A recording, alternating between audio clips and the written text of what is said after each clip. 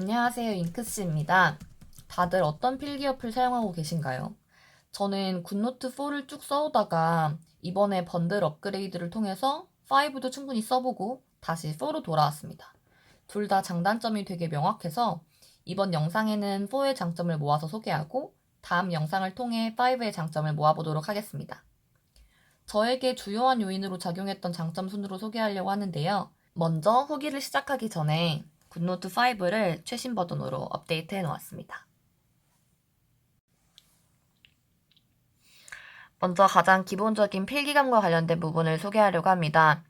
굿노트 4 같은 경우에는 굵기가 최대 10.0, 최소 0.5라서 이 사이를 한 칸씩 왔다 갔다 하면서 총 96개의 굵기를 사용할 수 있습니다. 굿노트 5 같은 경우에는 최대가 2.0mm고요. 최소가 0.1mm라서 20개 정도의 굵기만 사용할 수 있으니까 좀 더 제한이 많은 편입니다. 그리고 굿노트 5는 딜레이가 좀 심한 편입니다.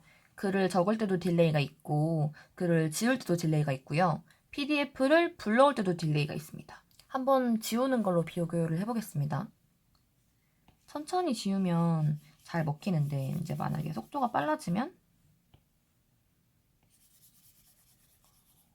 조금씩 맛이 가기 시작합니다. 이상하죠? 너무 빨리 지워서 그렇다고 생각하실 수도 있는데 4에서는 문제없이 됐던 동작들이거든요. 한번 지워보겠습니다. 좀 더 빨리 해볼까요? 좀 퍼져 있어서 제가 여기 확대하고 여기를 지워보겠습니다.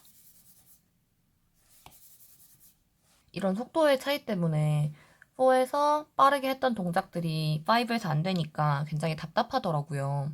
아, 그리고 여기서 많은 분들이 모르고 계시는 기능이 있는 것 같아서 하나 소개시켜 드리려고 하는데요. 펜에 들어가 보시면 설정에 들어가시면 오토 디스미스라는 게 있어요. 저는 이걸 꺼두고 사용하는데 이걸 만약 켜두면 여기서 제가 색을 고르면 창이 꺼지고요. 굵기를 고르면 꺼집니다.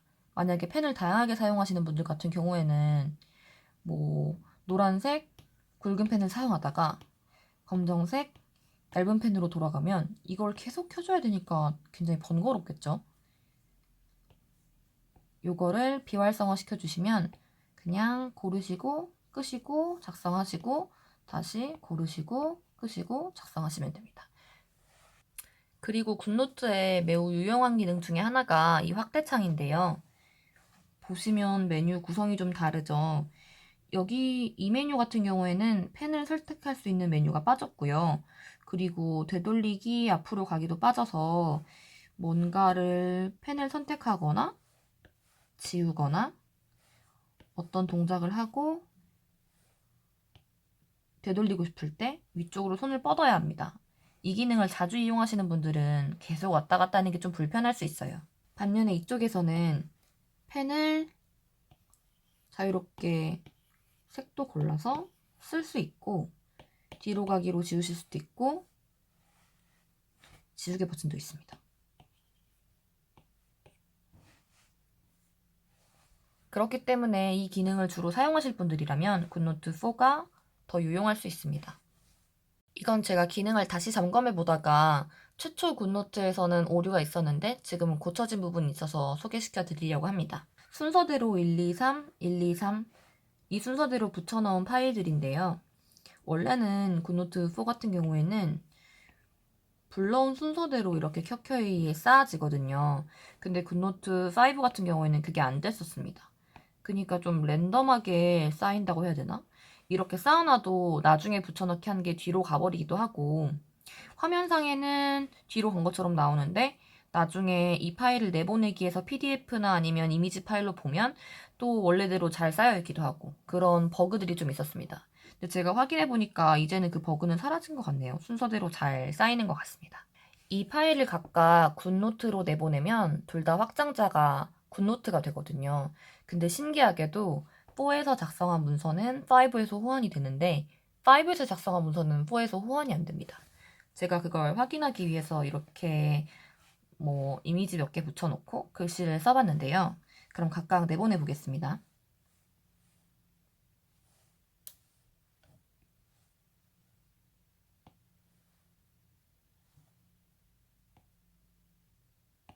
굿노트 다큐먼트로 선택해 줍니다.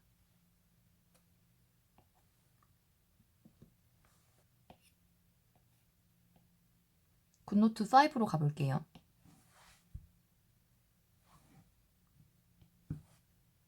자, 굿노트 5로 내보냈습니다. 지우개로 글씨들이 지워지고 사진 툴로 그림들이 잘 이동이 되고 있는 모습입니다. 그럼 반대로 5를 4로 내보내 볼게요.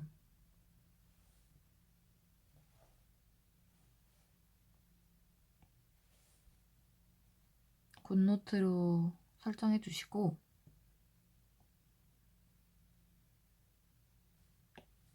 굿노트 4로 내보내 보겠습니다.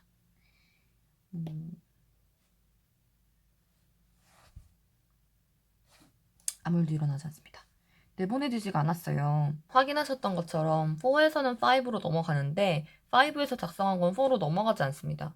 그렇기 때문에 만약에 5에서 먼저 시작하셨다가 뭐 이런저런 점이 불편해서 다시 4로 넘어가시려고 하면 그냥 아예 다른 앱을 사용하시게 되는 거예요. 이거를 PDF로 내보내서 그 이미지화된 PDF 위에 필기하실 수는 있지만 뭐 이렇게 낱개로 하나하나 지울 수가 없습니다. 그래서 4에서 5를 가는 건 쉽지만 5에서 4로 돌아오는 건 굉장히 좀 까다롭습니다. 저 같은 경우에도 5를 한창 사용하다가 다시 4로 돌아오려고 했을 때 파일이 읽히지가 않아서 일일이 다 손으로 옮겨 적어야 했던 기억이 납니다. 화면상의 특징은 4가 이 상단 메뉴가 없기 때문에 좀 더 넓게 볼 수 있는 장점이 있습니다. 그리고 저는 사실 잘 사용하지 않아서 불편함을 못 느꼈지만 대다수의 분들이 가장 불편해하시는 것이 굿노트 4 같은 경우에는 이 도형 모양을 누르시고 펜이나 아니면 형광펜을 선택해서 도형을 그리면 깔끔한 도형을 그릴 수가 있었습니다. 이게 노트 정리할 때 굉장히 유용하게 사용이 많이 됐었는데요. 5 같은 경우에는 펜과 형광펜 그리고 도형 그리는 기능이 아예 분리가 돼 버렸습니다. 펜은 이제 자유롭게 펜으로만 사용하실 수 있고 형광펜은 여기 보면 직선으로 그리기 옵션을 꺼두시면 이런 식으로 사용하실 수 있고요. 이 옵션을 켜주시면 똑같이 이렇게 그리실 수도 있고 직선 비슷하게 그리면 저절로 직선으로 보정이 됩니다. 이렇게만 사용하실 수 있어서 조금 신경 쓰면 뭐 사각형 정도는 그릴 수 있겠지만 이런 건 보정이 되지 않습니다. 이게 장점일 수도 있고 단점일 수도 있겠는데 뭐 단점이라고 생각하시는 분들이 많은 것 같습니다. 요거는 또 아예 다르게 쉐입 툴이라고 밖으로 나와 버렸는데요. 펜 타입을 지정할 수 있고 특이한 게 안에 컬러를 채울 수 있게 되어 있습니다. 그럼 한번 보실까요?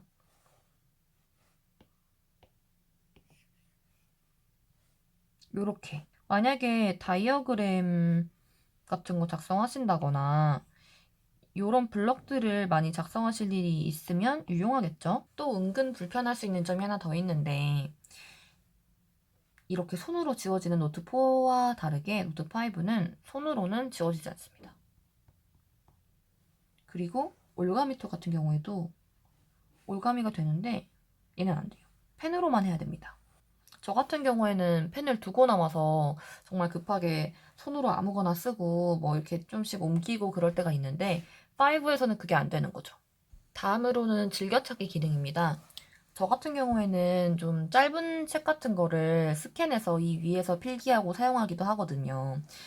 그래서 보시면 이렇게 북마크에 해당 페이지의 제목을 적어놔서 목차처럼 활용하고 있습니다. 이렇게 바로바로 이동할 수 있게요. 그러려면 당연히 여기 내용을 적어놔야겠죠.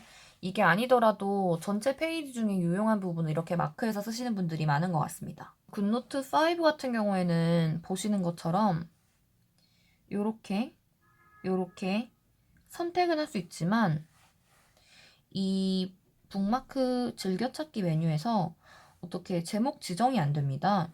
그래서 좀 목차로 사용하고 싶은 분에게는 불편할 수 있습니다.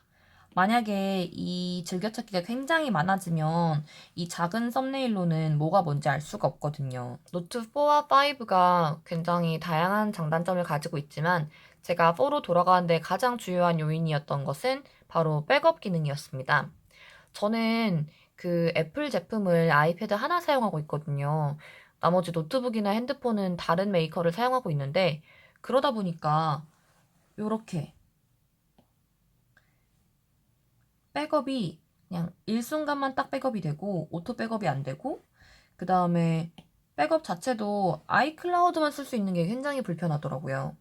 요렇게 여기서는 아이클라우드를 쓰는 것밖에 옵션이 없고 백업도 이제 어느 시점을 기점으로 백업하는 것밖에 없는 거에 비해서 노트 4 같은 경우에는 여기 옵션으로 들어가셔서 세팅으로 들어가면은 이 오토매틱 백업 옵션을 지정할 수 있습니다. 저는 지금 오토매틱 백업을 켜놓은 상태고요. 이걸 켜놓으면 여기 오토 백업 마크가 나타납니다. 그리고 당연히 와이파이로만 설정이 되어 있고 저는 구글 드라이브를 이미 결제돼서 사용하고 있기 때문에 이렇게 자료 관리가 다른 드라이브로 분산되는 게 좀 불편하더라고요. 여기는 이제 구글 드라이브를 지정할 수 있고요. 파일 포맷 같은 경우에는 어차피 구글 드라이브로 내보내서 굿노트 확장자로는 읽히지 않기 때문에 PDF로 내보냅니다. PDF로 내보내서 이제 파일 위치 지정하고 오토 백업을 해놓으면 아주 실시간은 아닌 것 같은데 어느 정도 작성한 게 백업해서 핸드폰으로 볼 수 있는 겁니다. 뭐 제가 만약에 공부를 하다가 아이패드를 안 갖고 온 환경에서 갑자기 다시 한번 보고 싶으면 그 PDF 파일을 넘겨보면서 찾을 수 있고요. 아니면 제가 지금 대충 제가 쓰는 플래너 양식에 이것저것 적어봤는데요. 이런 식으로 해야 할 일을 적어놨는데 이게 기억이 안 날 때, 근데 잠깐 외출해서 아이패드는 안 들고 갔을 때, 그럴 때 핸드폰으로 켜서 확인할 수 있습니다. 그렇기 때문에 만약에 안드로이드 핸드폰을 사용하시는 분이라면 노트4의 이점이 훨씬 크실 거라는 생각이 듭니다. 지금까지 노트4의 장점을 알아보았습니다. 사실 이번에는 제가 4의 장점 위주로 말씀드렸지만 노트5 같은 경우에도 제가 정말 매력적이라고 생각했던 기능들이 많았습니다. 저는 백업 옵션이나 뭐 여러 가지 필수적인 것들이 있어서 4를 사용하고 있지만 좀 라이트하게 사용하시는 분들은 5를 사용하셔도 무방하다고 생각이 들 정도로 매력적인 앱이었습니다. 그래서 다음에는 노트5가 4보다 나은 점을 위주로 소개해드리려고 합니다. 사실 5의 가장 큰 단점이 버그가 너무 많다는 거였는데요. 제가 오늘 이 촬영을 위해서 예전에 발생했던 버그들이 다시 발생하는지 이렇게 저렇게 시험을 해봤는데 그래도 중간에 두세 번 업데이트가 되면서 어느 정도 아주 기초적인 버그는 잡힌 것 같습니다. 그러면 다음에는 노트5에 대해서 좀 더 알아보도록 하겠습니다.